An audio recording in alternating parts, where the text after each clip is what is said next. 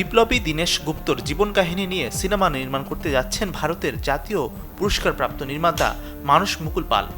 ইতিমধ্যে সিনেমাটির প্রস্তুতি শুরু হয়ে গেছে। জানা গেছে এতে অভিনয় করবেন মিঠুন চক্রবর্তী।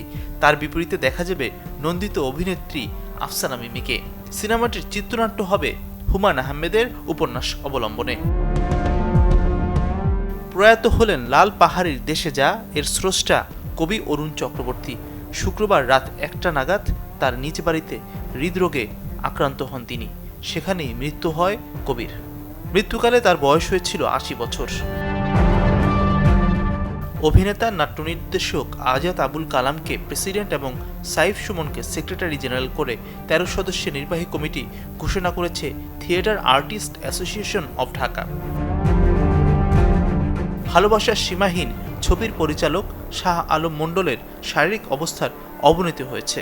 গুলশানের একটি বেসরকারি হাসপাতালে আজ শনিবার ভোরে তাকে লাইফ সাপোর্টে নেওয়া হয়।